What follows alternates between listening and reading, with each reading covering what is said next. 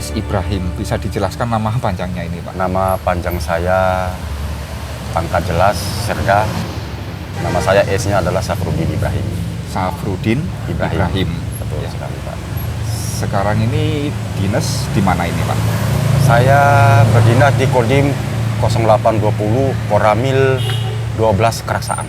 Keraksaan. Betul sekali. Ya, masuk tentara tahun Saya kebetulan masuk tentara tahun 96 kedua. 96 kedua. kedua. Betul sekali, Pak. Terus tadi saya sempat dengar ada nama panggilan Lejong. Nama panggilan itu sebenarnya mengingatkan kepada saya untuk keluarga saya karena mama saya kan ada dari Manado sana. Dari Dari Manado. Manado. Ya, Dari Manado ini bapak siapa? saya. Dari mama. Oh, Dari ibu saya. kalau Pak, kita panggil Pak Lejong aja ya biar akrab, Pak. Ya. Pak Lejong sama saja. sendiri kelahiran mana? Kelahiran dari Bima memang saya memang. Tapi jadi tentara pun juga saya di Papua sana. Saya Kelahiran lama. Bima, Ya, jadi jadi tentara pun di Papua sana. Di Papua. Lama di sana juga memang tinggalnya di sana Ya. di Papua. Kalau istri orang mana? Istri saya orang Sidoarjo aslinya. Tapi saya berdomisili di Gempol. Berarti tiap hari harus PP pulang pergi Gempol, Keraksaan Koramil sini, gitu, Pak? Terkadang ada jedanya, kadang kalau ada kebutuhan di sini yang mendadak, kita memang harus tiap hari. Terkadang kita nggak pulang, tidurnya di Koramil. Kamar Koramil. saya ada di belakang, selalu tidurnya memang di sini. Kebutuhan tugas, Iya. gitu Bapak. Gempol itu masuk wilayah mana, Pak? Gempol masuk wilayah kabupatennya Pasuruan. Gempol Pasuruan. Pasuruan. Pak Lejong ini dinas di Probolinggo. Di Probolinggo. Kalau dari domisili Pak Lejong dari rumah ke Koramil ini berapa kilo? Kalau kilonya mungkin kita nggak bisa prediksi kilo, tapi kalau hitungan jam kadang saya ditempuh 2,5 jam. 2,5 jam. Siap. Berarti kalau PP 5 jam. Kurang lebihnya segitu. 96 kedua. Berarti sudah berapa tahun, Pak, jadi tentara? Saya jadi tentara ini dari 96 sampai sekarang. Sekarang usia pensiun saya kurang, masa bakti saya kurang 4 tahun lagi, berarti kurang sekitar 35 tahunan. 35 tahun mengabdikan diri sebagai abdi negara, sebagai TNI. TNI. Siap. Ya. Gini, Pak Lejong. Siap. Kita ini Pak Lejong sendiri di dunia militer ya. Betul sekali. Namanya dunia militer kan pasti banyak sekali penugasan-penugasan yang dialami. Siap. Ya. Pak Lejong bisa enggak kita share pengalaman Pak Lejong selama dinas jadi tentara mengabdikan diri sebagai abdi negara ini? Kesan-kesan atau pengalaman-pengalaman selama di medan konflik itu bagaimana? Bisa kita sharing sehingga kita tahulah bagaimana suka duka seorang prajurit ini dalam menjalankan tugas-tugas. Kalau kita berbicara masalah tugas, kalau bahasa TNI-nya itu tugas di mana saja menurut saya sama. Karena saya pengalaman tugas dari Sabang sampai Merauke sudah saya lakoni semua. Berapa kali, Pak? Kalau dihitung saya tugasnya aja sudah 5 kali. Tugas 5 kali. Kemana saja ini, Pak? Papua saja kalau nggak salah tiga kali ya, Ambon sekali, Aceh sekali, Singapura sekali, itu kan Latgab. Oh iya, Itu di Singapura. Itulah penugasan-penugasan yang pernah saya tekuni selama masih di pasukan. Iya. Pak, ini kita kan sering berhadapan dengan ini ya, kalau tugas-tugas ini kan berhadapan dengan situasi-situasi yang genting, darurat dan ya rawan ya untuk keselamatan jiwa. Seperti pengalaman Bapak di Ambon itu waktu kerusuhan dulu itu. Tugas ke sana. Pengalaman di Ambon itu sebenarnya saya rasa sama dengan yang lain ya, tapi ada kesan tersendiri kalau menurut kami. Karena di sana kami jadinya pada saat penugasan jadinya serba salah. Di sisi lain kita tugas kemanusiaan, namanya kemanusiaan, di situ manusia hanya perbedaan antara perang saudara saja kalau bahasa kita. Ya, ya. Kalau dulu kita kaitan dulu itu katanya salam dengan sarani, perang saudara. Kita sebagai garis tengah melerai, mana yang maju duluan kita lerai. Hanya itu tugas Ya. kita dulu. Ya, Kalau menghadapi situasi seperti itu Pak, ini kan yang bertiga kan saudara kita juga, ya, sesama bangsa, anak bangsa. betul.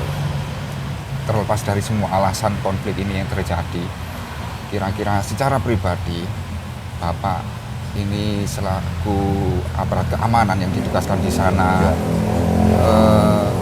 apa ya, semacam ini pelajaran apa yang Bapak petik dari sebuah konflik itu sendiri antara sesama anak bangsa ini?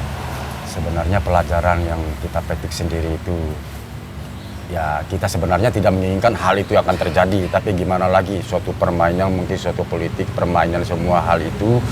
Jadi kita melihat itu banyak sekali pengorbanan, baik itu di pihak Salam maupun Sarani. Kita hanya tidak bisa jadi berbuat banyak, karena di sisi lain mereka ini berperang itu bukan hanya perang pakai parang Pak, semua memegang senjata. Senjata pun melebihi dari senjata kita. Sedangkan jumlah kita, penugasan dulu kita hanya cuma 1 kompi. Kekuatan 1 kompi dulu kalau masih zaman batalion saya jumlah cuma 150, itu pun full dengan koki. Ya. Jadi kekuatan kami kurang daripada masyarakat. Yang diamankan ini lebih banyak. Lebih banyak masyarakat di sana daripada kami yang ditugaskan. Hanya 1 kompi dengan jumlahnya 150 orang. Itu pun koki nggak boleh ikut, nggak ikut. Yang paling yang terjun langsung di dalam lapangan hanyalah kurang lebih 100 orang. 50 itu kan anggota koki ya kan banyak tugasnya juga. Seperti halnya memperhatikan kesejahteraan prajurit. Ya. Prajurit kalau belum diisi perutnya kan nggak mungkin bisa perang Pak, kan begitu. Ya, ya. Ya. Kemudian itu Bapak sendiri kan menyaksikan konflik-konflik seperti itu di sana. Ya. Kemudian apa ya? Ya sebagai sesama anak bangsa ya, melihat kondisi seperti itu, pelajaran apa yang bisa Bapak petik? Sebenarnya kita tuh hanya bisa memberikan suatu metode atau masukan kepada masyarakat untuk menghindari konflik itu. Kalau menurut kami itu suatu konflik itu ibaratnya dulu konflik hanyalah dikatakan mana mayoritas, mana minoritas. Ya. Hanya itu. Terus yang menjadi kendala di sana itu kan perang itu kan, padahal perang hanya saudara sendiri, jadi pertumpahan darah. Ya, ya. Kami pun juga di sana kadang merasa gimana kalau melihat kalau sudah perang saudara-saudara kita sendiri perang, melihat mayat bergelentangan di mana-mana. Ya. Kita juga manusia Pak. Ya.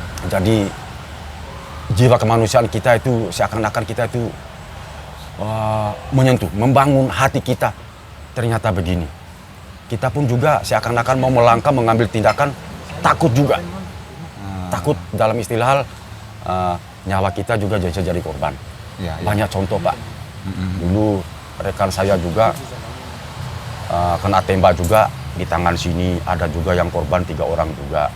Ya itulah, kita sebagai prajurit sesuai dengan sumpah kita, kalau sudah gugur yang pulang hanya nama Pak. Hanya itu. Hanya itu aja ya. Kesan yang paling berharga bagi kita kalau di penugasan. Jadi betul-betul ini Pak ya. Kita ya memang mengamankan ya Pak, Lencong sendiri mengamankan. Siap, Tapi dari betul. satu sisi ada ini Pak ya, sisi kemanusiaan. Kemanusiaannya kita itu yang kita kedepankan Pak. Hmm. Jadi kita itu tidak bisa berbuat apa-apa, masih kita mikir-mikir nyawa orang, Ya, nyawa manusia, saudara kita juga. ya, ya, ya. Jadi serba salah, kita mau ngambil tindakan, tidak bisa mengambil tindakan, hanya bisa menghalau saja. Tapi menghalau itu juga resikonya kita juga. Kadang kita tentara kan kalau sudah berjalan Pak, bukan lebih baik kita berhadapan langsung dengan musuh di hutan daripada musuh perang saudara di kota. Kita berjalan gampang sekali dipantau oleh masyarakat kalau di kota. Tentara kalau jalan bukan jalan sendiri Pak, berkelompok Pak. Jadi sasaran tembak. begitu kalau menurut kita. Jadi kita jadi serba salah Iya, sebenarnya. bertindak salah, tidak ditindak kita sendiri yang Kita sendiri yang jadi korban begitu Bapak. Tahun berapa itu Pak? Kalau tidak salah tahun 99 pas pertama kali kerusuhan Pak. Pertama kali kerusuhan kita di alarm di batalion tengah malam, kebetulan saya waktu itu mau cuti pulang dari Singapura Pak. Saya dijemput sama propos di terminal. Saya diberi surat jalan dulu, surat jalan cuti pulang kampung dulu selama 23 hari kalau nggak salah. Dijemput semua emergency, katanya harus balik kanan semua. Begitu balik kanan, namanya dulu saya masih bujangan Pak. Bujangan, jadi namanya kalau sudah diperintahkan, apalagi yang kur putih menjemput, kita takut Pak. Jadi kita dijemput, masuk lapangan tanpa terkecuali. Jam 10 malam kalau nggak salah itu Pak. Jam 10 malam kita dialarmkan di dalam lapangan hijau itu. Setelah itu jam 12 kita berangkat dari Jember ke Abdurrahman Soleh, langsung take off langsung naik pesawat ke Ambon. Jam 2 kita sudah nyampe di Abdurrahman Soleh. Iya. Begitu Pak. Terus setelah nyampe sana dibagi atau di transit dulu? Kita dulu tidak transit Bapak. Kita dulu tidak transit. Kita pakai dua pesawat dulu kita ke sana. Pakai 2 pesawat itu, Hercules, 2 Hercules. Tujuan kita dulu langsung ke Ambon karena memang betul-betul darurat. Ya.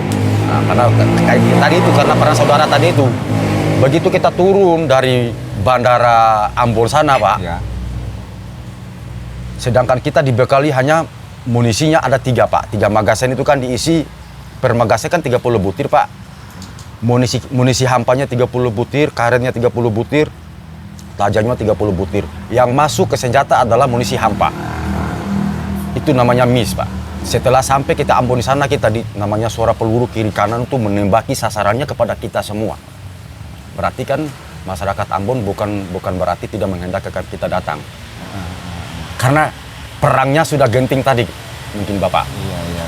Nah, setelah itu perintah dari komandan kami dulu, ganti aja magasin yang isi munisi hampa, dikumpulkan, disetorkan ke Bafurir, semuanya harus semua magasin 3 sama di senjata 1 jadi 4 magasin, semuanya isinya adalah munisi tajam semua. Karena situasinya darurat. Sudah genting sekali resikonya darurat. tinggi Pak ya. Ya resikonya karena pelurunya sudah di atas kepala kita. Berarti mengarah ke kita. Mengarah ke kita semua. Ya. Bahkan dulu ada salah satu dari batalion tetangga kita juga 514 pulang, begitu nyampe Hercules kami mendarat, peti mati yang naik langsung pulang. Hercules mendarat langsung dinaikkan peti tadi, ya pasukan dari 514. Kalau Pak Kena Lejon tembak. sendiri dulu waktu tugas ke sana dari batalion mana? Dari batalion, kebetulan saya dulu masih batalion 509, masih satu atap sama 514. Satu di brigade, satu Jember. brigip 9 Jember. Oh ya, di Jember. Ya, Terakhir ini Pak, siap. kan sebagai aparat negara banyak sekali menghadapi konflik-konflik kemanusiaan semacam itu ya. Siap. Bisa sampaikan satu pesan aja untuk semua orang tentang sebuah konflik anak bangsa. Mungkin pesan singkat sajalah buat masyarakat kita. Ayo kita sama-sama peduli. Tidak ada baiknya kita konflik terhadap saudara kita sendiri. Lebih baik kita sama-sama menjaga keutuhan negara kita saja. Hilangkan jauh-jauh rasa perbedaan. Kita benar-benar menjaga negara kesatuan Republik Indonesia kita. Dengan caranya bagaimana? Ya. Saling bahu-membahu terhadap agama lain. Kita satu, kalau bukan kita siapa lagi yang bisa majukan negara kita? Boleh kita beda agama, tapi tetap satu. Mungkin hanya itu yang bisa. Tetap satu merah putih Pak ya? Merah putih. Apapun perbedaannya tetap Perbedaannya merah putih. tetap merah putih. Ya. Mungkin hanya Terima itu. kasih Pak Lejon Oke, siap. atas pesan-pesan, pengalaman, sharing Oke, siap. ceritanya, mungkin bisa menjadi manfaat bagi kita semua. Amin. Terima kasih. Siap. Selamat sehat selalu. Amin. Oke.